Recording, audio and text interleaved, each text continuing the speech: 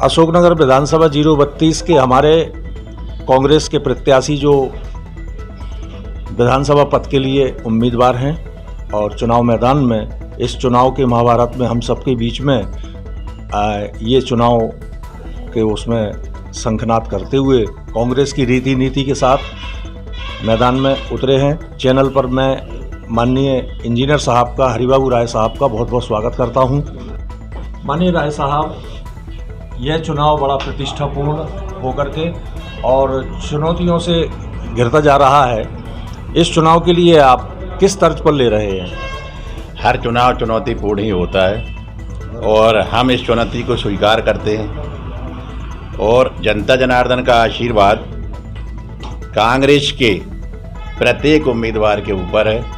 माननीय कमलनाथ जी की लोक हितकारी योजनाएं, 1.5 साल की उनकी सरकार की उपलब्धियां और आने वाली उनकी जो मैनिफेस्टो है उसमें जो योजनाएं हैं, ये सारा कुछ हम लेके जनता जनार्दन के बीच में जा रहे हैं। आप एक विकास और निर्माण संस्थाओं से जुड़े हुए एग्जीक्यूटिव इंजीनियर के पद से आप सेवानिवृत्त हुए हैं। अशोकनगर विधानसभा क्षेत्र की जनता को आपकी इन योग्यताओं का और इस निर्माण और विकास की जो नीति और आपकी जो क्वालिफिकेशन है, इसका जनता को क्या लाभ मिलेगा? मेरी एक आदत है कि जब मैं कोई काम अपने हाथ में लेता हूं या करता हूं तो पूरे मनोयोग से ही करता हूं और मुझे विश्वास है कि जनता जनार्दन मुझे आशीर्वाद देगी और मैं लगातार उनकी सेवा के लिए, जैसा कि आपने कहा कि मैं इंजीनियर हूं, वास्तव में अशोकनगर इतना पिछड़ा क्षेत्र अभी बना हुआ है। 75 साल आज़ादी के हो गए हैं, आज भी ऐसा लगता है जैसे वो 75 साल पीछे ही है। 18 साल की कुशासन की शिवराज सिंह जी की भारतीय जनता पार्टी की भ्रष्ट सरकार ने हमारे ज़िले को तहस नहस कर दिया है। यहाँ की सारी व्यवस्थाएं चौपट कर दी हैं।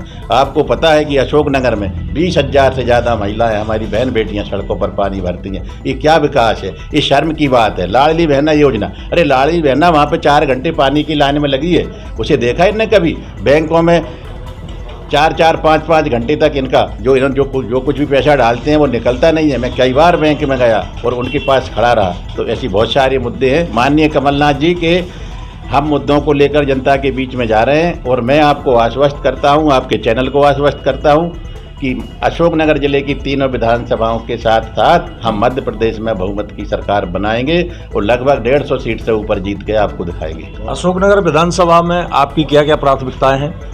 अरे हुआ ही क्या है यहाँ? प्राथमिकताएं तो सारी की सारी अभी करना ही है। यहाँ कुछ नहीं हुआ है। शिक्षा के क्षेत्र में आप देख लीजिए, शिक्षक नहीं है स्कूलों में, स्कूल गिर रहे हैं, उनकी छतें टपक रही हैं, कुछ नहीं हुआ है। फर्जी बहुत बड़ा घोटाला है स्कूलों में, वो मुझे पता है, समय आने दीजिए। इसके बाद चिकित्सा के क्षेत्र में आप देख लीजिए अस्पताल की क्या हालत है। या मेडिकल कॉलेज होना चाहिए कायदे से, इतने मरीज यहाँ आते हैं हम, और बहुत दिन से सुन रहे हैं कि मेडिकल कॉलेज आएगा, हम उसे लाएंगे। कृषि विश्वविद्यालय की बहुत बड़ी आवश्यकता है, ये कृषि प्रधान क्षेत्र है हमारा, आज तक कोई पहल नहीं हुई। केंद्रीय विश्वविद्यालय को 5 साल होने जा रहे हैं स्वीकृत हुए, आज तक चालू नहीं हो पाया।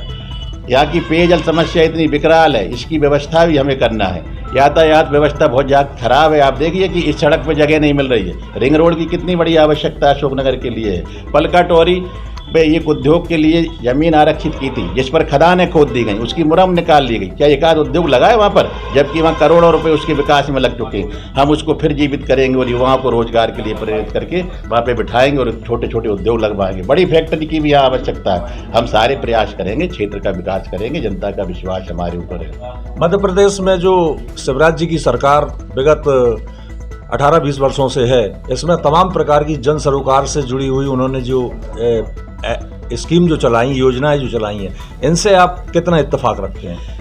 मैं आपसे ही पूछता हूं कि पहले कितने बीपीएल थे इनकी सरकार के पहले? बीपीएल परिवार कितने थे? अगर 10 थे तो आज 20 हैं। तो क्या विकास हुआ है? गरीब तो बढ़े ना। ये विकास की क्या बात कर रहे हैं? ये लोगों को प्रलोभन दे दे के वोट खरीदने का प्रयास करते हैं। तो ऐसा अब इनका नहीं चलेगा, जनता इनको समझ गई है। आप ये बताइए, अगर इन्होंने विकास किया है तो गरीबी दूर होना थी, लोगों की ज़रूरतें पूरी होना थी। वो ज़रूरतें तो और बढ़ ही गई हैं, गरीब आदमी बढ़ ही रहे हैं। कौन सा विकास किया है? क्या इन योजनाओं में समाज हमारा आत्मनिर्भरता की ओर कदम बढ़ा रहा है? बिल्कुल नहीं बढ़ा रहा है, आश्रित हो रहा है। तो आज जो प्रदेश का खजाना जो है, तमाम प्रकार की जो जन सरोकार से जुड़ी हुई योजनाएं जो गिनाती है प्रदेश की सरकार, शिवराज सरकार, इसमें लाडली बहन हो, तीर्थ दर्शन योजना हो, मुख्यमंत्री कन्यादान योजना हो, तमाम तरह की जो योजनाएं जिसमें सीधा टैक्स पे लोगों का जो खजाने में जो पैसा इकट्ठा होता है उस खजाने को जो है ना वहाँ जो वो यूज करते हैं, इसके लिए कितना आप समाज हित में मानते हैं? इनका ये तो कर्ज ले ले करके सरकार चला रहे हैं। लगभग 4 लाख करोड़ रुपए इन्होंने कर्ज ले लिया है और पूरे प्रदेश को कर्ज में डुबा दिया। जहाँ तक आपने इन योजनाओं की बात की, ठीक है, इन योजनाओं के साथ साथ भी हमारे प्रदेश का विकास भी होना था। जो माननीय शिवराज सिंह ने घोषणा वीर मुख्यमंत्री बने हुए हैं, आपको पता होगा कौन बनेगा करोड़पति में। आपको पता है कि नहीं, एक क्वेश्चन आया था कि सबसे बड़ा घोषणा वीर मुख्यमंत्री कौन है, तो जवाब देने वाले ने कहा था मुख्यमंत्री माननीय शिवराज सिंह जी। तो वो तो घोषणा करते हैं, काम वाम नहीं करते हैं। चलिए, धन्यवाद।